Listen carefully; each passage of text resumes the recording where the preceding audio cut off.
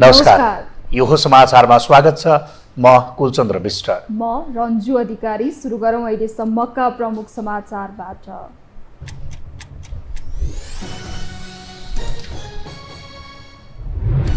सुन तस्करीमा संलग्न 6 जनालाई 10 दिन थुनामा राख्न उच्च अदालतको अनुमति। सुनको यकिन परिणाम आउन 1 साता लाग्ने, निष्पक्ष छानबिन हुनेमा आशंका। कांग्रेस बैठकमा गुटगत हिलो छापाछाप, सभापति देउवामाथि प्रश्न उठाउने महामन्त्री द्वय नै प्रश्नको घेरामा, पार्टी सदस्य नघटेको एमालेको स्पष्टीकरण।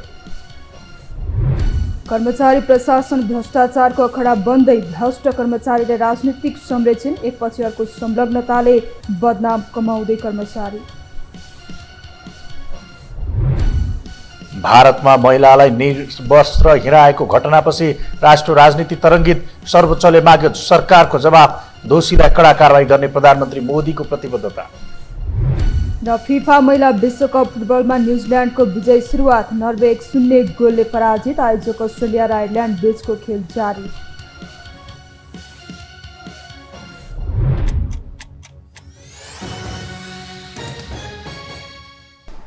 अब समाचार विस्तारमा। उच्च अदालत पाटनले सुन तस्करीमा संलग्न रहेको आरोपमा पक्राउ परेका 6 जनालाई 10 दिन थुनामा राखेर अनुसन्धान गर्न राजस्व अनुसन्धान विभागलाई अनुमति दिएको छ। पक्राउ परेका चिनिया नागरिक लिङ चुवान सहितका 6 जनालाई 10 दिन थुनामा राख्न अनुमति दिएको उच्च अदालत पाटनले जनाएको छ।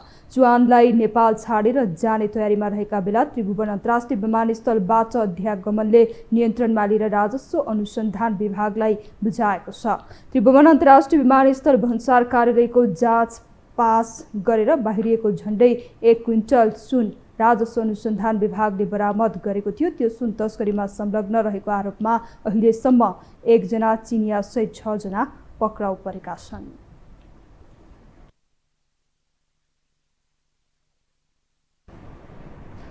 जनताले झोलामा बोकेको सियो समेत थाहा पाउने विमानस्थलबाट क्विन्टल परिणामको सुन बाहिरिएपछि विभिन्न कोणबाट चर्चा सुरु भएको छ। प्रधानमन्त्री मार्फत रहने राजस्व अनुसन्धान विभागले सुन बरामद गरे पनि अन्तर्राष्ट्रिय विमानस्थलको सुरक्षामा खटिनेहरूमाथि प्रश्न भने उठेको छ, जहाँ बारम्बार अवैध सुन भित्रिनुमा तस्करहरूको उच्च स्तरसम्मै सम्बन्धका रूपमा समेत हेरिएको छ।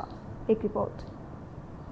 विद्युतीय चुरोटमा अवैध सुन भित्र्याएको प्रकरणमा अनुसन्धान जारी रहेकै बेला बुधबार काठमाडौँको सिनामङ्गलबाट 100 किलो सुन बरामद भएको छ। हङकङबाट ल्याइएको भनिएको उक्त परिमाणको सुन विमानस्थलबाट बाहिरिए लगत्तै राजस्व अनुसन्धान विभागले बरामद गरेको हो। अर्थात् कडा सुरक्षा घेरा रहने विमानस्थलबाट सहजै पास भएको उक्त सुन भन्सारको गेट समेत पास भइसकेको अवस्थामा राजस्वको टोलीले छापा मारेर बरामद गर्न सफल भएको हो। जबकि बाहिर त्यसको हल्ला फैलिसक्दा समेत सुन आएको बारे त्रिभुवन विमानस्थल भन्सार कार्यालय र विमानस्थल सुरक्षा कार्यालय भने बेखबर नै थिए। मन्त्रालयगत रूपमा हेर्ने हो भने भन्सार कार्यालय अर्थ मन्त्रालयको मातहत पर्छ भने सुरक्षाको जिम्मा गृह मन्त्रालय अन्तर्गतको प्रहरीको हो। तर क्विन्टलकै परिमाणमा तस्करी भएको सुन भने प्रधानमन्त्री कार्यालय मातहतको विभागले त्यो पनि बाहिरी सडकमै पुगिसकेपछि पक्राउ गरेको थियो। अर्कातर्फ विमानस्थलबाट सुन तस्करी हुने गरेको यो नै नयाँ घटना समेत होइन। 2079 पुस 10 मा चीनबाट ल्याएको सुन त्रिभुवन विमानस्थलबाट सेटिङमा बाहिरिएको थियो भने त्यो पनि भन्सारमा आइसकेपछि लिलामीका नाममा भएको ताकेताको आधारमा मात्र शङ्काको घेरामा परेको थियो। जुन प्रकरणमा माओवादीकै नेता तथा पूर्व सभामुख कृष्णबहादुर महरा र उनका छोरा समेत जोडिएको खबरहरू बाहिरिरहेका छन्, जसमा भन्सारकै नायब सुब्बाको संलग्नता रहँदा अहिले बरामद सुन पनि प्रहरी र भन्सारको घेरा कटिसकेको थियो, जसले विमानस्थलका कर्मचारी र सुरक्षामाथि प्रश्न उठ्दा राष्ट्रिय सभामा समेत यो विषयले प्रवेश पाएको छ। 100 किलो सुन विमानस्थलको डिक्टेटरबाट पास हुनुमा प्रश्न उठाएका राष्ट्रिय सभा सदस्य रमेशजङ रायमाझीले यो भन्सार डिजी र प्रहरी डिआइजीको मिलेमतो बिना सम्भव नभएको आरोप नै लगाएका छन्। सरकारले यस्ता मान्छेसँग सरकारको साथ गर्छ भने भन्नु पर्यो सदनमा, हाम्रो काम नै यो हो भनेर, होइन भने सरकारका मान्छेले यस्ता मान्छेलाई कारबाही गर्नु पर्यो। र 22 पल्ट भनेर आइरहेको छ न्युज। आज कसरी आयो 22 पल्टसम्म? मैले यो सदनबाट बजेटको बेलामा भनेको थिएँ, अर्थ मन्त्रालय र गृह मन्त्रालय संवेदनशील बनोस् र राजस्व चुहावट हुन नदियोस्। आज भन्सारको डिजीको मिलोबत्त बिना, पुलिसको डिआइजीको मिलोबत्त बिना भन्सारबाट त्यो सामान जान सक्दैन। यही प्रश्न सामाजिक सञ्जालमा समेत व्यापक बनेको छ। एउटा नागरिक विदेशबाट फर्किँदा नाकमा लगाएको सुनको फुली र कानको टप देख्दा कचकच र एउटा मोबाइल ल्याउँदा झमेला गर्ने, विमानस्थलको भन्सारबाट यतिका सुनबाई रुनुमा मेसिनको खराबी मान्न नसकिने धेरैको तर्क छ। जहाँ विगतमा पनि भरिया मात्र पक्राउ पर्ने र ठुला माछा उम्किने गरेकोले यसको लहरो सत्तामै रहेकाहरूसँग समेत जोडिने आशंका गरिँदै आएको छ। त्यस्तै ठुलो परिमाणमा बरामद हुने सुन तस्करीमा धनाढ्य व्यक्तिको लगानी हुने ठानिए पनि उनीहरू पक्राउ पर्ने गरेका छैनन्, जसले सुरक्षाको जिम्मा पाएको मन्त्रालयका मन्त्री र उच्च पदस्थहरूमाथि समेत प्रश्न उठ्न थालेको छ। यता राष्ट्रिय सभाका सांसद गोपाल भट्टराईले त पछिल्लो सुन प्रकरणमा गृहमन्त्री नारायण काजी श्रेष्ठ आफै संलग्न रहेको आरोप नै लगाएका छन्। भर्खरै समातिएको करिब 1 क्विन्टल सुनको बारेमा पूर्व सभामुख र गृहमन्त्रीको समेत नाम जोडिएर समाचारहरू आएका छन्।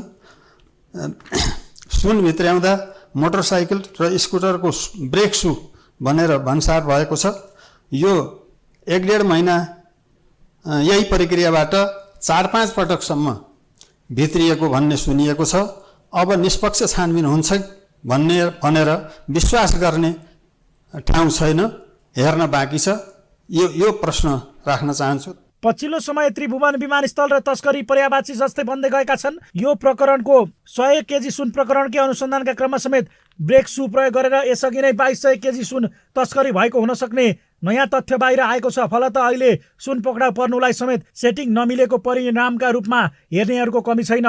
जहाँ पूर्व डिआइजी हेमन्त मल्ल पनि देखिएको भन्दा ठुलो आयतनमा सुन तस्करी हुने गरेको आशंका गर्छन्। पटक पटक तस्करीका घटना दोहोरिँदा समेत सुरक्षा निकायले चकमा खानुमा तस्करहरूलाई राजनीतिक संरक्षण पनि रहनु मुख्य कारण रहेको मल्लको भनाइ छ। नेता पार्टी र चुनावमा समेत त्यस्ता व्यक्तिले लगानी गर्ने गरेको बताउने उनी यही संरक्षणकै कारण तस्करी मौलाएको बताउँछन्। प्रोडक्सन दिएको इक्जाम्पलहरू आइरहेको छन्। यदि प्रोडक्सन नदिएको भए, पोलिटिसियनसँग नजोडेको व्यक्तिहरू नभएको भए तपाईँले हेर्नु भएन यो 33 किलो सुनको छानबिनको प्रतिवेदन अहिलेसम्म किन पब्लिक गरेको छैन भन्नुहोस् त। नम्बर 1 कुरा। र नम्बर 2 कुरा, तपाईँको यो राजनीतिकहरूमाथि प्रश्न चिन्ह कहाँ खडा हुन्छ भनेपछि तपाईँलाई थाहा होला गणतन्त्रभन्दा पहिला 2 चोटि एयरपोर्ट ठेक्का दिएको होइन भन्नुहोस् त। 2टा सरकारले ठेक्का दिएको होइन भन्नुहोस् त। त्यो त होल गभर्मेन्ट मसिनरीलाई मिसयुज गरेको होइन भन्नुहोस् त। त्यसले गर्दा के छ भने यस्ता घटनाहरूले के गर्छ भनेपछि पोलिटिकल लेभलको काहीँ न काहीँ इन्भल्भमेन्ट छ र पोलिटिकल लेभलले तपाईँको काहीँ न काहीँ यो संरक्षण दिन्छ भन्ने कुरा, यी कुराहरूले चाहिँ तपाईँको प्रमाणित गर्छ। हुन त विमानस्थलको सुरक्षामाथि व्यङ्ग्य गर्दै कुख्यात अपराधी चार्ल्स सुब्राजले त्रिभुवन विमानस्थलबाट हात्ती नै छिराइदिन सक्ने बताएका थिए रे। साँच्चीकै यथार्थमा पनि विभिन्न समयमा गरेर झन्डै हात्तीकै तौल जति सुन नै बरामद भइसकेको छ, जसबारे सुरक्षा निकाय र सम्बन्धित संयन्त्रहरू समेत बेखबर छैनन्। तर तालिम प्राप्तहरूको यही घेरा तोडेर आनन्दले तस्करहरूले सुन भित्र्याउँदा प्रधानमन्त्री मातहतको विभागले अपरेसन गर्नुपर्ने बाध्यता छ। यद्यपि लाजै लाग्ने यही अवस्थाका कारण भन्सार विभागले यो पटक भने छानबिन समिति नै गठन गरेको छ भने केही कर्मचारी निलम्बनमा परेका छन्। यो हो टेलिभिजनका लागि कुलचन्द्र विष्ट, काठमाडौँ।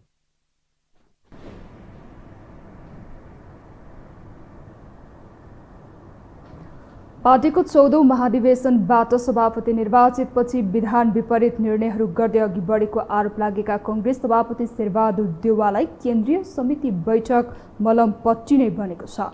किनभने बैठकको प्रत्यक्ष प्रसारण भइरहँदा कसको कुन स्वार्थमा के बोलिरहेको छ भन्ने विषय ह्वाङ्गै भइरहेको छ। यस्तोमा सभापति देउवालाई दबावमा राख्न महामन्त्री र केही नेताहरू असफल देखिँदा सभापति देउवा भने रक्षात्मक अवसरको रूपमा बैठकलाई प्रयोग गर्न सफल बनिरहेका छन्। एक रिपोर्ट। पार्टीको विधान अनुसार कांग्रेसको केन्द्रीय समिति बैठक हरेक 2-2 महिनामा बस्नुपर्ने हो। तर पार्टी केन्द्रीय कार्यालय सानेपामा 1 वर्षपछि मात्रै सुरु भएको केन्द्रीय समिति बैठक जारी छ। जारी बैठकमा महामन्त्रीद्वय गगन थापा र विश्वप्रकाश शर्मा सहितका नेताहरूले सभापति शेरबहादुर देउवालाई निकै दबावमा पार्ने आकलन गरिएको थियो। तर सभापति देउवाको प्रस्तावमा जब बैठकको प्रत्यक्ष प्रसारण सुरु भयो, बोल्ने अधिकांश नेताहरू देउवा विरोधी अभिव्यक्ति दिनबाट हच्किएका छन्। महामन्त्रीद्वय थापा र शर्मा सहितका नेताहरूले समेत सभापति देउवामाथि औँला उठाउन सकिरहेका छैनन्। यसअघि नेतृत्व परिवर्तनको बहस बाहिर ल्याउने नेताहरू नै सभापति देउवा विरुद्ध चुइक्क बोल्न नसक्दा केही नेताहरू महामन्त्री विरुद्ध नै खनिएका छन्। संस्थापन निकट मानिने केन्द्रीय सदस्य उर्मिला नेपाल केसीले नेतृत्व परिवर्तनको विषय बेमौसमी बाजा भएको भन्दै महामन्त्रीहरूको कटाक्ष नै गरेकी छिन्। र नेतृत्व परिवर्तनको कुरा जहाँसम्म उठिरहेको छ यो बेमौसमको बाजा जस्तो मलाई लाग्छ। किनभने भर्खरै मात्र हामीले अधिवेशन सकेका छौँ। यो अधिवेशन सकेको धेरै समय भएको छैन। हामीले नेतृत्वलाई जसलाई सुम्पिएका छौँ विधान अनुरूप हामीले सभापति चयनमा ल्याएका छौँ र हामीले काम गर्ने मौका दिनुपर्छ। त्यो कारणले म नेतृत्व परिवर्तनको कुरालाई म गम्भीर रूपमा लिन सबै मेरा आदरणीय केन्द्रीय सदस्यज्यूहरूसँग मेरो कुरा राख्दछु। यसअघि काङ्ग्रेस सभापति शेरबहादुर देउबाकै कारण संसदीय चुनाव लगत्तै प्रतिपक्ष किताबमा पुग्नु परेको स्मरण केही नेताहरूले गराएका छन्। प्रधानमन्त्री पदमा लोभ देखाउँदा सभामुख पद गुमाउनु परेको पीडा नेताहरूले भुलेका छैनन्। पार्टी विधान विपरीत चलेको र देउबाकै कारण गएको पुस 10 गते माओवादी केन्द्र सहितको गठबन्धन भत्कन पुगेको भनेर बैठकमै नेताहरूले कुरा उठाएका छन्। अहिले फेरि सभापति देउबामाथि नक्कली भुटानी शरणार्थी प्रकरणमा पक्राउ परेका बालकृष्ण खाँडलाई काखी च्यापेको आरोप लागिरहेको छ। सरकार पनि नछाड्ने र बालकृष्ण खाँड बचाउनेतिर पनि लाग्ने दोहोरो चरित्र नदेखाउन सभापति शेरबहादुर देउबालाई इतर पक्षका नेताहरूको सुझाव छ। बैठकमा बोल्दै केन्द्रीय सदस्य अजय बाबु शिवाकोटीले भने, सभापतिज्यू कि त बालकृष्ण खाँडलाई काखी च्याप्न छाड्नुस् कि त सरकार नै छाड्नुस्, यो दुई मध्ये एउटा विकल्प रोज्नै पर्छ। सभापतिज्यू, यो प्रकरणमा हाम्रो दुविधा अचम्मकै छ कि वरिष्ठ केन्द्रीय सदस्य खाँडप्रति अन्याय भयो भन्ने हो भने काङ्ग्रेस सरकारबाट हट्नु पर्यो, होइन भने आफ्नै साथीहरू संलग्न भएको सरकारले थुनामा पठाउँदा आरोपितलाई पार्टीबाट निलम्बन गर्नुपर्छ पर्दैन। यसमा कि थुनामा हुने दोषी हुनु पर्यो कि थुनामा पठाउने सरकारमा रहेका हाम्रै मन्त्रीहरू पूर्वाग्रही भएको हुनु पर्यो। थुनामा रहेका र थुनातर्फ हेरिरहेका दुवैलाई हामीले भ्रममा राख्नु भएन। सभापतिज्यू, पार्टीले प्रष्ट भन्नु पर्यो। यो बैठकबाट पनि भ्रमपूर्ण सन्देश प्रसार हुनु भएन। सरकार र साथी मध्ये एक के रोज्ने हो? सभापतिज्यू, यो बैठकले टुङ्गो लगाउनुपर्छ। केन्द्रीय समिति बैठकमा नेताहरूले भ्रष्टाचार काण्ड र त्यससँग नाम जोडिएकाहरूबारे जोडतोडले कुरा उठाउने अपेक्षा थियो।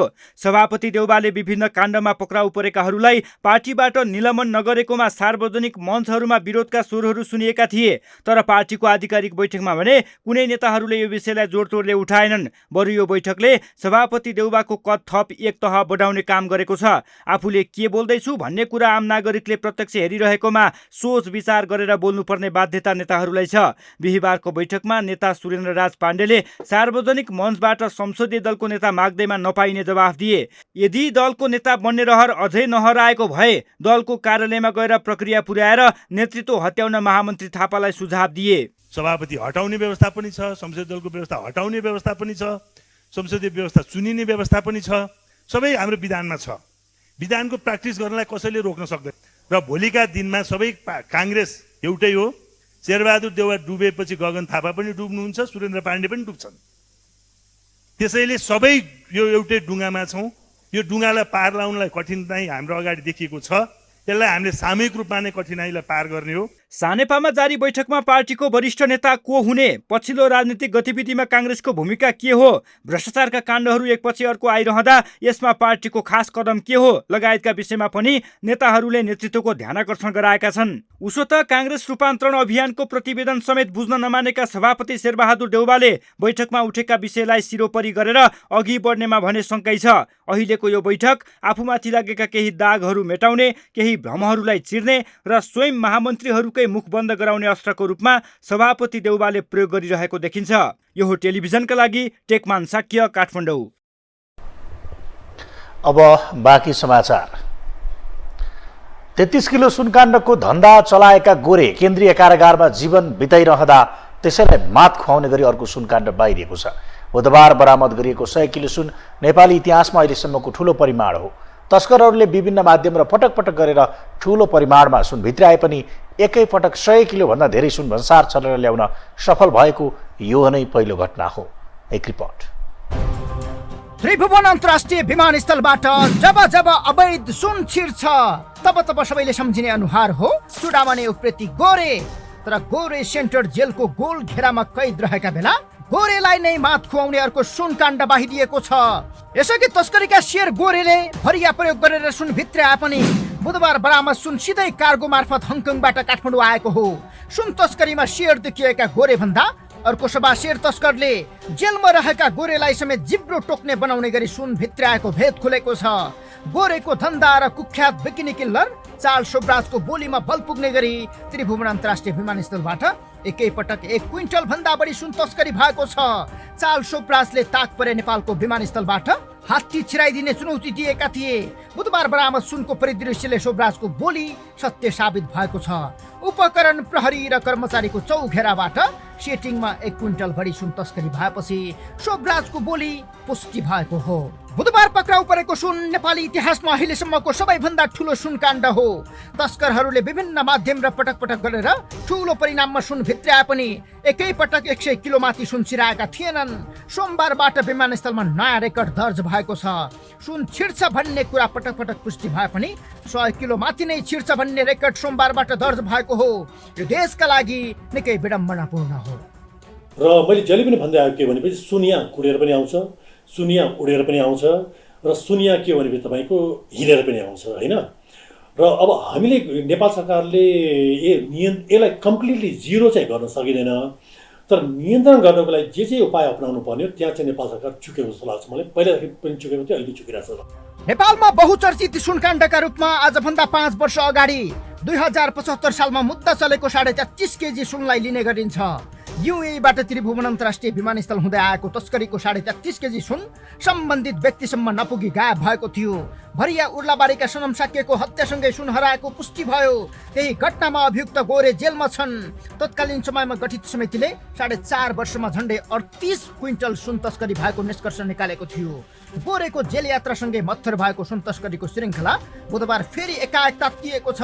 अहिले पक्राउ परेको करिब 100 किलो सुन व्यापारी दीपक मल्होत्राको भएको आशंका गरिएपछि उनले पत्रकार सम्मेलन मार्फत आफ्नो संलग्नता नरहेको दावी गरेका छन्। भन्सार जाँच पास भएर बाहिरिएको सुन ट्याक्सीबाट बरामद भएको सम्बन्धी एक समाचारमा मेरो तस्बिरसहित त्यसमा मेरो संलग्नता रहेको भन्ने कपोलकल्पित भ्रामक तथ्यको प्रसङ्ग उल्लेख गरिएको विषयमा मैले यो पत्रकार सम्मेलन आयोजना गरेको हुँ। समाचारमा लेखिए जस्तो यो विषयमा मेरो कुनै पनि संलग्नता नभएको र प्रकाशित समाचारमा मसँग सम्बन्धित विषयहरू सत्य नभएको भ्रामक र कपोलकल्पित रहेको जानकारी गराउन चाहन्छु। तस्करी गरी भित्राइएको करिब 100 किलो सुन त्रिभुवन अन्तर्राष्ट्रिय विमानस्थल स्थित गोदाममा 5 दिनसम्म होल्ड गरेर राखिएको खुलेको छ। त्रिभुवन अन्तर्राष्ट्रिय विमानस्थल स्रोतका अनुसार बरामद गरिएको सुन गत असार 29 गते नै हङकङबाट काठमाडौँ ल्याइएको थियो। त्यसपछि सिनामङ्गल स्थित नेपाल पारवहन तथा गोदाम व्यवस्थापन कम्पनी लिमिटेडको गोदाममा साउन 2 गतेसम्म भण्डारण गरेर राखिएको थियो। 5 दिनसम्म गोदाममा राखिएको 160 पिस ब्रेक प्याडको भन्सार शुल्क 63,000 रुपैयाँ रेडी ट्रेड प्रणालीका सञ्चालक दिलीप भुजेलले बुझाएका थिए। सबै कुराको तारतम्य मिलाएर तस्कर समूहले सुनसहितको ब्रेक प्याड ट्याक्सीमा हालेर त्रिभुवन अन्तर्राष्ट्रिय विमानस्थल कार्गो परिसरबाट मूल सडकमा निस्किएपछि राजस्व अनुसन्धान विभागको टोलीले पक्राउ गरेको हो। संयोग नै मानौ मूल सडकको बीचमा निस्किएको ट्याक्सी 10 सेकेन्ड ढिला भएको भए उम्किन सक्ने बलियो सम्भावना थियो। केही दिन अघिदेखि युनिट खडा गरेर निगरानी बढाएको विभागले एउटा क्लू पाएको थियो। सुन अरू कुनै वस्तुमा लुकाएर ल्याइन्छ र त्यो वस्तु व्यक्तिले भोग्ने भनेर भनिन्छ। यो वस्तु 154 किलो छ र यसलाई बाइफुट भनिएको छ। यही क्लूलाई आधार मानेर अपरेसन चलाएको विभाग मिसनमा सफल देखिएको छ। एयरपोर्टबाट तस्करी हुने गरेको अर्थात् त्यो मार्गबाट आउने गरेको भन्ने हामीसँग विभिन्न खालका सूचनाहरू थिए। त्यो सूचनाहरूलाई सङ्कलन गर्दै ती सूचनाहरूको आधिकारिकता र त्योभित्रको एउटा वास्तविक तथ्यसम्म पुग्दै हामीले आफ्नो अपरेसनलाई जारी राखेका थियौँ। त्यस कहिले चाहिँ त्यो गेटमै बस्ने, कहिले काहीँ गेटभन्दा बाहिर बस्ने, अलि पर बस्ने, कहिले सानो सङ्ख्यामा जाने, कहिले ठुलो सङ्ख्यामा जाने, कहिले नजिकैबाट हेर्ने, कहिले परबाट हेर्ने, अनुसन्धानका विभिन्न चरणहरू गर्दै गएपछि हामीले त्यो पक्राउ गर्न सफल भयौँ। सुनकाण्डमा अहिलेसम्म 6 जना पक्राउ परेका छन्। विगतदेखि नै भाडाका भरिया पक्राउ पर्ने र नाइके मालिकसम्म अनुसन्धान नपुगी बीचमै भिड मारिएका उदाहरणहरू प्रशस्त छन्। राज्यले अब मुलुकको अर्थतन्त्र तहस नहस हुने गरी अवैध रूपमा तस्करीको धन्दा चलाएका यस्ता गद्दारहरूको गिरोह पहिचान गरी निमोट्न जरुरी छ। नेपालमा वैध रूपमा पछिल्लो 8 वर्षमा 2 खर्ब 35 अर्ब 45 करोड 20 लाख 43,000 रुपैयाँको सुन भित्रिएको देखिन्छ। भन्सार विभागका अनुसार उक्त रकममा 39,915.92 9 केजी सुन नेपाल भित्रिएको छ। तर तस्करीका रूपमा अवैध तरिकाले भित्रिने सुनको परिणाम र मूल्य असंख्य छ। बुधबार पक्राउ गरिएको सुनको मूल्य मात्रै 1 अर्ब भन्दा माथिको छ। नेकपा एमाले महाधिवेशनदेखि महाधिवेशनसम्ममा मात्रै सदस्यता नवीकरण गर्दा बढेको देखिने स्पष्टीकरण दिएको छ। पार्टी संगठन विभागले निकालेको विज्ञप्तिमा महाधिवेशनमा निष्क्रिय सदस्यहरूले पनि नवीकरण गर्न पाउने हुँदा सदस्यता बढ्ने गरेको भनिएको छ। महाधिवेशनको आयोजना नभएको समयमा सक्रिय सदस्यहरूको यथार्थ संख्या लिन खोजिएको र योग्यतम सदस्यहरूको मात्र नवीकरण गर्ने काम भएकाले सदस्य संख्या घटे जस्तो देखिएको संगठन विभाग प्रमुख काशीनाथ अधिकारीले बताउनु भयो।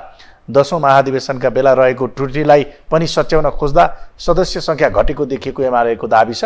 2071 जेठमा सम्पन्न भएको 9औं महाधिवेशनमा 2,56,772 जना मात्रै पार्टी सदस्य रहेको एमाले बताएको छ। यसकारण नेकपा एमालेका सदस्य घटे भन्ने बजार हल्लामा कुनै सत्यता नरहेको एमाले जनाएको छ। भ्रष्टाचारका फाइल खोलेर वाइवाई पाएको सरकारको पछिल्लो आक्रामकता कम हुँदै गएको छ। जहाँ प्रहरी संगठन समेत पक्राउ पर्ची जारी गर्ने र समातिएका केही भन्दा माथि जान नसक्ने अवस्थामा रहँदा पक्राउ परेका छुटाउन दबाव समेत बढ्दो छ। प्रधानमन्त्रीले भने आफू सुशासनकै पक्षमा रहेको दाबी गर्न छाडेका छैनन्। नक्कली भुटानी शरणार्थी प्रकरणमा ठूला माछालाई जेलको हावा खुवाएपछि हौसिएको सरकारले ललिता निवास जग्गा प्रकरणमा देखाएको तदारुकताको समेत प्रशंसा भइरहेको छ। यद्यपि शरणार्थी प्रकरणमै पनि अनुसन्धान अपेक्षित कथित भिआइपीसम्म पुग्न नसकेको आम विश्लेषणका बीच दोस्रो तहको अनुसन्धान जारी रहने प्रहरीले जनाएको थियो। तर यही बीचमा ललिता निवासले यसलाई छायामा पार्दा 17 जनालाई नियन्त्रणमा लिएर अनुसन्धान भइरहेको छ। यस प्रकरणमा प्रहरीले सञ्चार मन्त्रालयका सचिव कृष्णबहादुर राउत, भाटबटनी सुपरमार्केटका सञ्चालक मिनबहादुर गुरुङ, निर्वाचन आयोगका पूर्व आयुक्त सुधीर कुमार शाह, पूर्व सरकारी कर्मचारी सहित 17 जनालाई पक्राउ गरेको छ। उनीहरू विरुद्ध मुलुकी ऐन 2020 को कृत्य सम्बन्धी कसुर र संगठित अपराध कसुरमा प्रहरीले अनुसन्धान गरिरहेको छ भने पक्राउ पूर्जी जारी भएकै संख्या 406 जना छन्। यसअघि नै पनि सिआइबीले अनुसन्धान सकेर 300 जना विरुद्ध मुद्दा चलाउनु पर्ने रायसहितको प्रतिवेदन बुझाएको थियो। तर सरकारी वकिलको कार्यालयले थप अनुसन्धान गर्नुपर्ने भन्दै प्रतिवेदन फिर्ता गरेको थियो भने त्यसको कारण पूर्व प्रधानमन्त्री डाक्टर बाबुराम भट्टराई र माधव कुमार नेपाल मुछिनु भएको अझै पनि चर्चा छ, जसमा 5 जना त पूर्व सचिव नै छन्। तर अहिलेसम्म यो प्रकरणमा ठूला माछाका रूपमा मिनबहादुर नै देखिँदा अन्यलाई पक्राउ गर्न समेत प्रहरीले सकेको छैन। जहाँ दीप बस्नेत जस्ता व्यक्ति पक्राउ परेरै उम्किएको चर्चा छ भने 4 जनाले बन्दी प्रत्यक्षीकरणको रिट दायर गरेका छन्। व्यापारीका पक्षमा निजी क्षेत्र उभिएको छ। त्यस्तै निजामती सेवा संरक्षण समूहले ललिता निवास प्रकरणमा मुख्य निर्णयकर्तालाई अनुसन्धानको दायरामा ल्याउन तथा आफ्नो कर्तव्य पालना गर्ने कर्मचारीमाथिको अनुचित धरपकड तत्काल रोक्न र उनीहरूलाई रिहाई गर्न माग गरेको छ। यसरी चौतर्फी दबाव खेपिरहेको प्रहरीले भने सर्वोच्च अदालतले पक्राउ नगर्न आदेश दिएका 17 जनाको हकमा समेत भ्याकेट दर्ता गरेको छ। त्यस्तै प्रधानमन्त्री पुष्पकमल दाहाल प्रचण्डले समेत सरकारले भ्रष्टाचार विरोधी अभियानलाई तीव्रताका साथ अघि बढाइरहेको बताएका छन्। त्रुटि एउटाले गर्ने र आरोप अर्कोलाई लाग्ने स्थिति हुन नदिन, दोषी नछुटोस्, निर्दोष नपरोस् भन्ने मान्यता अनुसार केही नियमावलीमा ऐनमा सुधार गर्ने उनले विश्वास व्यक्त गरेका छन्। भ्रष्टाचारको कुरा गर्दै गर्दा तपाईहरुले यहाँ उठाएको चाहिँ त्रुटि एउटाले गर्ने, आरोप अर्कोलाई लाग्ने र यो चाहिँ कन्ट्राडिक्टरी जो स्थितिको कुरा छ त्यसलाई बदल्ने बारे पनि हामीले दोषी नछुटोस्, निर्दोष नपरोस् भन्ने मान्यता अन्तर्गत केही ऐनमा केही नियमावलीमा सुधार गर्ने विश्वास पनि म तपाईहरुलाई दिलाउन चाहन्छु। तर सत्ता पक्षकै सांसदले गृहमन्त्रीको राजीनामा माग्न थालिसकेका छन्। जहाँ एमाले त पहिलेबाट आफ्ना नेता पूर्वाग्रहका भरमा पक्राउ परेको बताउँदै आएको छ। गृहमन्त्री नारायण काजी श्रेष्ठको सक्रियतामाथि एमाले प्रश्न उठाउँदा शरणार्थी प्रकरणमा जेलमा जाकिएका कथित भिआइपीहरूले भित्रैबाट बाहिरिने चलखेल सुरु गरिसकेका छन्। धन्दामा मुख्य योजनाकार टोपबहादुर रायमाझी अहिले आफ्ना निजी वकिल मार्फत आफ्नो नाम बोलेका भुटानी नेता टेकनाथ रिजाललाई बयान फेर्न दबाब दिने खेलमा रहेको स्रोतको दाबी छ। जिल्लाको फैसला विरुद्ध पुनरावेदन गरेर उच्च जाने र त्यही बयान फेरेर सहजै बाहिरिने टोपबहादुर रणनीति देखिँदा मिनबहादुरले देशमा रोजगारी दिएर गुण लगाएको तर्क गर्नेहरू बढ्नुले समेत उनीहरूको चलखेलको आकलन गर्न सकिने अवस्था छ। यता सरकारले सफलता प्राप्त गरेको भनिएको मिटर ब्याज पीडितलाई न्याय दिने कानुन विरुद्ध स्वयं पीडित नै सडकमा उत्रिनुले सरकार समेत चेपुवामा पर्दै गएको छ, जहाँ प्रकरणहरूको राजनीतिक प्रयोग हुन थालेको भाष्य निर्माणमा समेत एक समूह लागेको छ। बुधबार मात्र एयरपोर्टबाट पक्राउ परेको अवैध 100 केजी सुन प्रकरणले सरकार चनाखो रहेको भन्ने उदाहरण दिए पनि कसरी त्यत्तिका सुन विमानस्थल जस्तो उच्च सुरक्षा घेराबाट बाहिर भन्ने अर्को प्रश्न समेत उब्जिएको छ। केही दिन अघि इलेक्ट्रिक सिक्रेटमा लुकाइ ल्याएको सुनलाई मिलोमतोमै छुटाउन प्रयास भइरहेको समाचार सार्वजनिक भएसँगै हिजो त झनै एयरपोर्टको सुरक्षा घेरालाई पार गरेर बाहिर आएको करिब 100 किलो सुन राजस्व विभागले समातेको भन्ने समाचार थपियो। एयरपोर्ट जस्तो संवेदनशील ठाउँको सुरक्षा प्रणाली र भन्सार प्रशासन समेत यसमा जोडिएको देखिनु गम्भीर विषय हो र त्यसमाथि सरकार सञ्चालकहरू समेत यसमा जोडिनु त झन् लज्जास्पद विषय बन्न पुगेको छ। हुन त प्रकरणहरूले सही निष्कर्षको बाटो समातिए सरकार नै ढल्ने यसअघिबाटै विश्लेषण हुँदै आएको छ। त्यसमा पनि नैतिक समर्थन गर्ने आशा गरिएका नयाँहरूले मुख मोडेपछि पुरानाहरू बीच हुने मिलेमत्तको शिकार यस्ता प्रकरण बन्नेमा दुईमत छैन। यद्यपि सानो पार्टी र केही गरेर देखाउनै पर्ने तथा सत्ता सहजताको आधारका दृष्टिले समेत केही प्रकरणमा सरकारले हात हालेको हो। यद्यपि घेराबन्दीमा परेका उनीहरू अभिव्यक्ति दिए जस्तै दह्रो उत्रेलान् या उनीहरूको धरातलले पछि हट्न बाध्य पार्ला, त्यो हेर्न भने प्रतीक्षा गर्नै पर्ने हुन्छ। हामीसँग समाचार बाँकी नै छन्, अहिलेलाई विश्राम।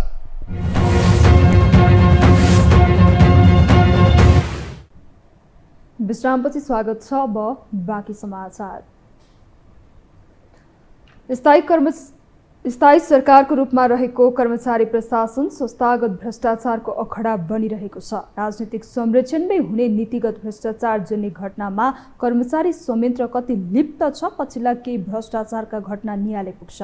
नीति नियम बनाउनेदेखि कार्यान्वयन तहसम्म झाँगिएको भ्रष्टाचार नियन्त्रण थप गम्भीर बन्दै गएको छ। एक रिपोर्ट। बहुचर्चित ललिता निवास जग्गा हिनामिना प्रकरणमा पूर्व सचिवदेखि तल्लो तहका कर्मचारीहरूको संलग्नताले समग्र प्रशासन संयन्त्र उदाङ्गो बन्यो। यो प्रकरणमा झण्डै 80% त सरकारी कर्मचारी नै संलग्न रहेको पाइएको छ। यसबारे अनुसन्धान जारी छ। त्यस्तै भुटानी शरणार्थी प्रकरणमा बहालवाला सचिव नै सिआइबीको फन्दामा परिसकेको छ। उक्त प्रकरणमा कर्मचारीको मिलेमतो कतिसम्म छ, बहालवाला सचिवको पक्राउले पुष्टि गर्छ। भ्रष्टाचारका ठूला काण्डहरूमा स्थायी सरकार अर्थात् कर्मचारीहरूको एकपछि अर्को भण्डाफोर निष्कर्षमा नपुग्दै सुन तस्करको घटनाले राष्ट्रिय राजनीति तरङ्गित बनाएको छ। बुधबार साँझ त्रिभुवन अन्तर्राष्ट्रिय विमानस्थलबाट ठूलो मात्रामा सुन, त्यो पनि भन्सार जाँच पास गरेर भित्रिएपछि कर्मचारी संयन्त्र चौतर्फी आलोचित छ। हामीले एउटा मोबाइल, हामीले लगाइराखेको घडी कुनै बेला खोलेर कोर्टको गोजीमा हालेर त्यो मेसिनबाट छिटो लागेपछि डिटेक्टर कराउँछ। आज 100 किलो सुन निक्लिँदाखेरि डिटेक्टर किन कराएन? त्यहाँको भन्सारको कर्मचारीहरू के गरिरहेको थिए? त्यहाँको पुलिस के गरिरहेको थियो? आज हामीले हेर्ने कुरा हो कि होइन?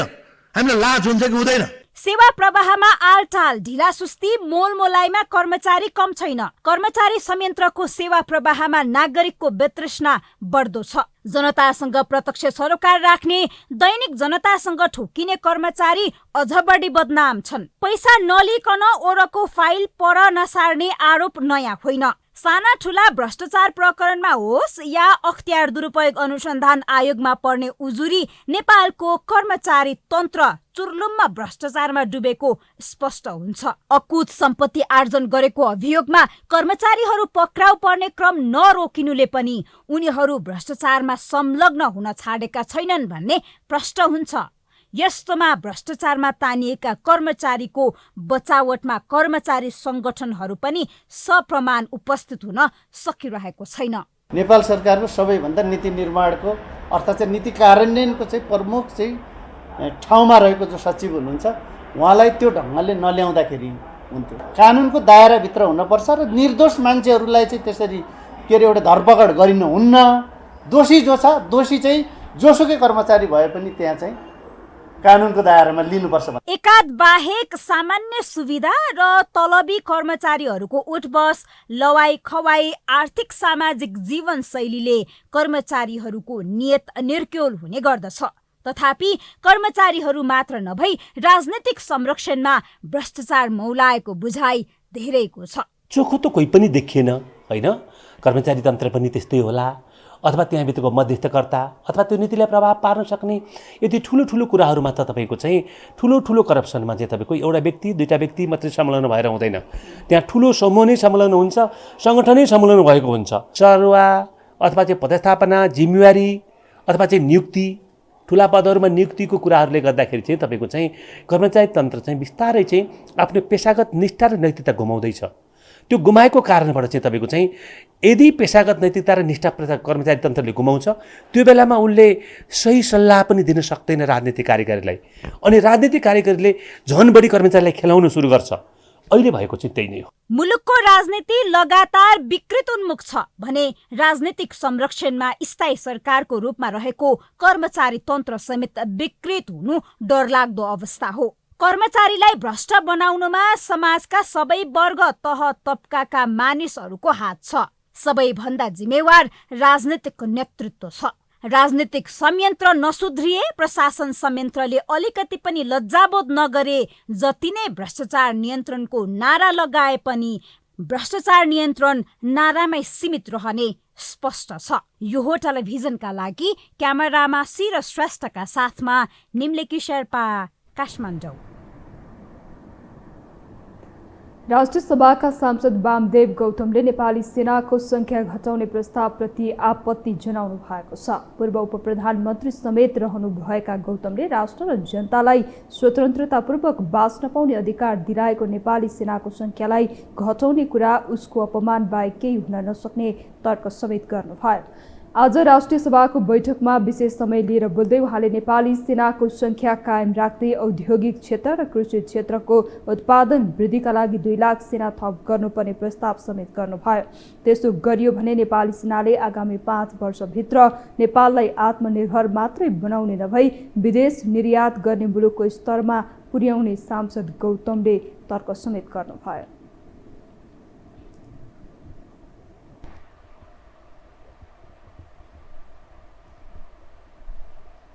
अब बाँकी समाचार। काठमाडौँ महानगरपालिकाको प्रमुख समस्या मध्ये फोहोर व्यवस्थापन थप जटिल बन्दैछ। बेला बेला ल्यान्डफिल साइट बन्चोरे डाँडावासीले फोहोर विसर्जनमा बाधा अवरोध गर्दा महानगरलाई यो विषय टाउको दुखाइ परिरहेको छ। पटक पटक सहमति हुने तर कार्यान्वयनमा समस्या हुँदा फोहोर व्यवस्थापन गर्न हरेक वर्ष चुनौती बनिरहेको छ। एक रिपोर्ट।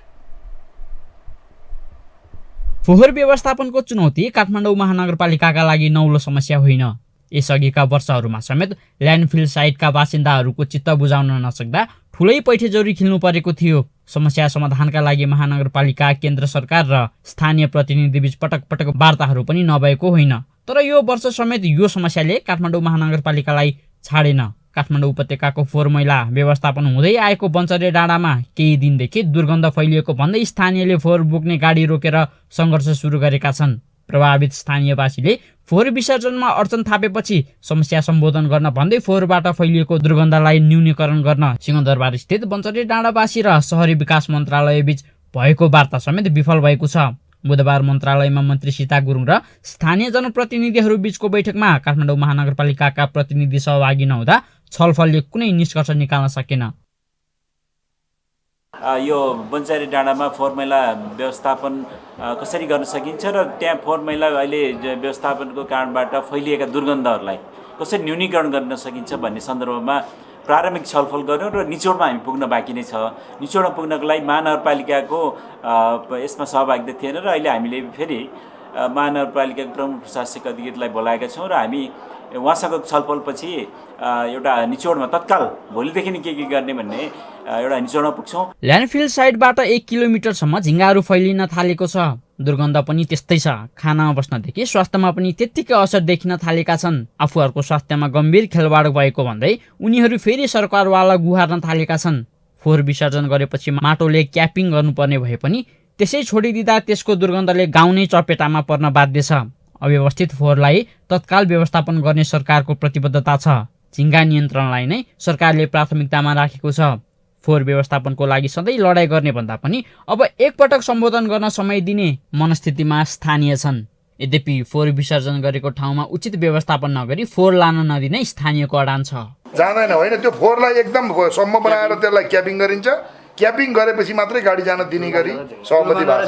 अनि त्यो झिँगा नियन्त्रण गर्ने कुरा पनि अब भोलि नै हुन्छ भन्नुभएको छ उहाँले। भोलि झिँगा नियन्त्रण गर्नलाई त्यसलाई विशाल सर्कने काम पनि गर्ने र झिँगा नियन्त्रण गरिसकेर फोहोर पुरिसकेपछि अनि त्यहाँबाट फोहोर पठाउने कुरोमा सहमति भएको छ। एक चान्स चाहिँ नि उहाँहरूलाई चाहिँ नि के अरे हेर्छौँ हामीले। अनि भएन भनेदेखि चाहिँ अब के अरे दीर्घकालीन रूपमा अब काठमाडौँ महानगरपालिकाको फोहोर यतैतिर राख, हाम्रोतिर नफर्क भन्ने तरिकाले अब लड्नुपर्ने पनि हुनसक्छ। अब हेरौँ उहाँहरूको एक चरण के हुन्छ भन्ने कुरा। स्थानीयले आफ्नो अडान कायमै राख्दा यता महानगरमा भने फेरि यही वर्षाकै समयमा फोहोरको डङ्गुर हुने अवस्था सिर्जना हुँदैछ। डेङ्गु रोगका कारण अस्पतालमा बिरामीको संख्या बढ्दै जाँदा महानगरमा फोहोरको डङ्गुरले अर्को रोग निम्त्याउने जोखिम बढेको छ। तर महानगर भने स्थानीयसँग सहकार्य गरेर अघि बढ्ने बताइरहेको छ। विगतमा पनि सुरक्षाकर्मीको सहायतामा फोहोर विसर्जन गर्दै आएको महानगरलाई फोहोर व्यवस्थापनको दबाव बढ्दो छ। त्यसैले सम्भव भए सहमतिमा नै नभई गृह मन्त्रालयको सहयोगमा महानगरलाई सफा गराउने योजनामा महानगर छ। र अझै पनि ती बुढाहरू हाम्रो माल पुरा भएन भनेर आजबाट 4 दिन भइसकेका छन्। फोहोरले रोकेको अवस्था छ र त्यसलाई चाहिँ कार्यान्वयन गराउनको लागि प्रधानमन्त्री स्तर, स्थानीय विकास सहरी विकास मन्त्रालय स्तर र अन्तिममा गृह मन्त्रालय स्तरसम्म पनि कुराहरू अगाडि बढेका छन् र आजसम्म पनि अहिलेसम्म पनि फोहोर खोलेका छैनन्। आशा गरौँ उहाँहरूले भनेका कुराहरूलाई हामी मनन गर्ने गरिकन फोहोर चाहिँ हामी आज भोलिमै त्यो फोहोर फाल्ने ठाउँसम्म हाम्रो फोहोर जाने हामी चेष्टा दिउँ। निर्वाचन भएको 1 वर्ष बितिसक्दा काठमाडौँका मेयर बालेन्द्र शाहले फोहोर व्यवस्थापनको दीर्घकालीन समाधान खोज्ने भने पनि 1 वर्षसम्म उनको ठोस विधि र योजनाले सार्थकता पाउन सकेको छैन। फोहोर व्यवस्थापनका लागि महानगरले कोसिस नगरेको पनि हुँदै होइन। मेयर बालेन्द्र उपमेयर सुनिता डङ्गोल पटक पटक आफै साइटमा पुगे। फोहोरको वर्गीकरण स्रोतमा नै गर्ने नियम कार्यान्वयनमा ल्याउन मेयर बालेन आफै टोल टोलमा पर्चा बाँड्दै हिँडे। प्रत्येक मन्त्रीको ढोका टक्टक्याएको बालेनले केही सिप नलागेपछि सिंहदरबार र शीतल निवासको फोहोर उठाउनमा नै रोकिदिए। तर उनको चुनौतीमा सर्वोच्च बाधक बनेपछि बालेन पछि हट्न बाध्य बन्यो, जसका कारण केन्द्रसँग चिडिएको मेयर बालेन प्रधानमन्त्रीले बोलाएको बैठकमा नै अनुपस्थित हुने गरेका छन् भने सम्बन्धित मन्त्रीलाई पनि व्यवस्था गरिरहेका छन्। महानगरले गरेका राम्रो कामबाट चौतर्फी वाहवाही बटुलिरहेको मेयर बालेन फोहोर व्यवस्थापनमा भने नमज्जासँग चुक्न पुगेका छन्। यो हो टेलिभिजनका लागि निरज कोइराला, काठमाडौँ। सर्लाहीको धनकौलमा पशुहरूलाई लम्पी स्किन विरुद्धको खोप लगाउन सुरु गरिएको छ। विगत केही दिनदेखि स्थानीय किसानहरूले पालेका गाई भैँसीमा लम्पी स्किन नामक रोगको संक्रमण देखा पर्न थालेपछि धनकौल गाउँपालिकाले पशुलाई बचाउनका लागि पालिका अन्तर्गतका 7वटै वडामा शिविरको आयोजना गरिएको हो। गाउँपालिकाबाटै रोग विरुद्धको खोप खरिद गरी 7वटै वडामा निःशुल्क रूपमा किसानको घर तथा फर्ममा पालिएका पशुलाई खोप लगाउन सुरु गरेको पशु सेवा शाखा प्रमुख राम श्रेष्ठ महतोले बताउनु भयो।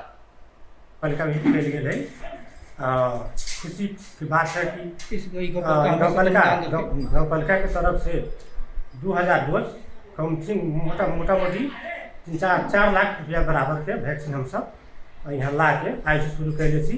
ये रोग 15-20 पहले से ये गाँवपालिका के बहुत जगह में 30-40 पशु से बेसी की लाभी तक लाग चुकल है।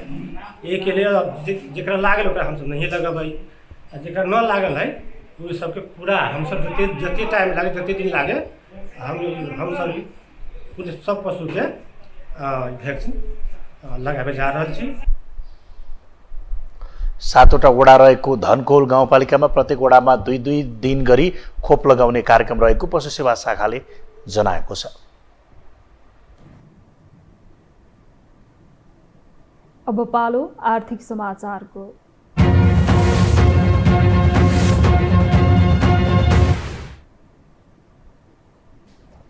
नेपाल राष्ट्र बैंकका गभर्नर महाप्रसाद अधिकारी बजेटका लक्ष्यहरू पूरा गर्ने गरी मौद्रिक नीति आउने बताउनु भएको छ। प्रतिनिधि सभाको अर्थ समितिको बैठकमा गभर्नर अधिकारीले अघिल्लो आर्थिक वर्षमा निक्षेप राम्रो भए पनि कर्जा विस्तार कम भएका भएकाले बजेटले लिएको आर्थिक वृद्धिको लक्ष्य पूरा गर्ने गरी मौद्रिक नीति आउने उल्लेख गर्नुभयो। उहाँले बजेटले तय गरेको कार्यदिशा र बजेटले लक्ष्य गरेको आर्थिक वृद्धि अनुसार नै मौद्रिक नीति आउने बताउनुभयो। गभर्नर अधिकारीले बजेटले राखेको मूल्यको दर भित्र रहने गरी मौद्रिक नीति तर्जुमा गर्ने गरेको बताउनुभयो। उहाँले समग्र मुलुकको आर्थिक अवस्था र अन्तर्राष्ट्रिय अवस्थालाई हेरेर मौद्रिक नीति तयार गरिने बताउनुभयो। उहाँले मौद्रिक नीति आगामी वर्षमा बजेटले लक्षित गरेको आर्थिक वृद्धिको लागि मुद्रा प्रदायकहरूलाई आवश्यक पर्ने तरलता प्रदान गर्ने मुख्य उद्देश्य राखेर मौद्रिक नीति तय हुने जानकारी दिनुभयो। आकांक्षा राखेको मुद्रा स्फीतिको दरभित्र रहने गरी हामीले मौद्रिक नीति तर्जुमा गर्ने गरेका छौँ।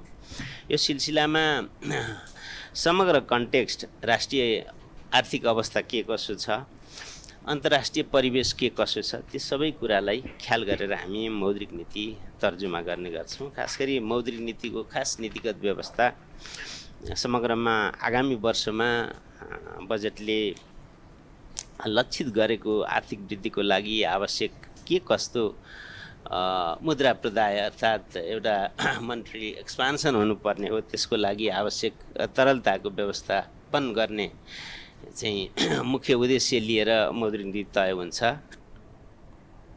गभर्नर अधिकारीले राष्ट्र बैंकको नीति मार्फत कुल लगानीको 40% ऊर्जामा लगानी भइरहेको बताउनुभयो। उहाँले राष्ट्र बैंकले कुनै एउटा क्षेत्र र उद्योगमा आयातमा मात्रै कर्जा नजाओस् भनी आन्तरिक उत्पादनमा कर्जाको प्रभाव गर्ने नीति बनाएको पनि बताउनुभयो।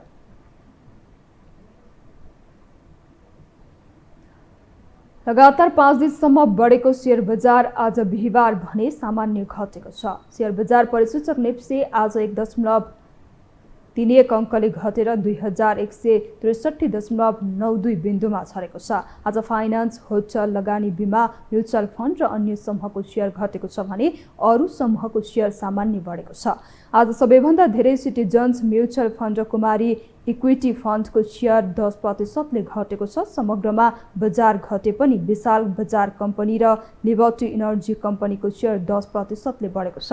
आज 264 वटा कम्पनीका 84,24,000 किता शेयर कारोबार भएका छन्। 54,900 पटक भएका कारोबारमा 3,05,24,00,000 रुपियाँ बराबरको शेयर किनबेच भएको छ। सबैभन्दा धेरै शिवम सिमेन्टको 14,23,00,000 रुपियाँको शेयर खरिद बिक्री भएको छ। हामी यो समाचारको अन्त्यमा आइपुगेका छौँ। बिदा हुनु अघि प्रमुख समाचार पुनः एकपटक।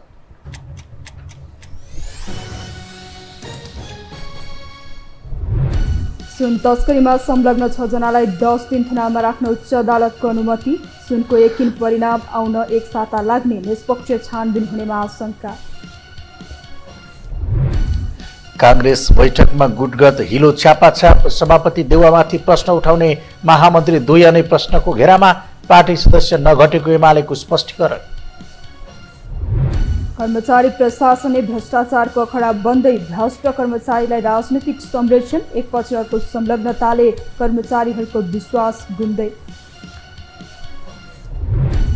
भारतमा महिलालाई निर्वस्त्र हिँडाएको घटनापछि राष्ट्र राजनीति तरङ्गित, सर्वोच्चले माग्यो सरकारको जवाफ, दोषीलाई कडा कारबाही गर्ने प्रधानमन्त्री मोदीको प्रतिबद्धता। र फिफा महिला विश्वकप फुटबलमा न्युजिल्यान्डको विजय सुरुवात, नर्वे 1-0 गोलले पराजित, आयोजक अस्ट्रेलियाले आयरल्यान्डलाई 1-0 गोलले हरायो।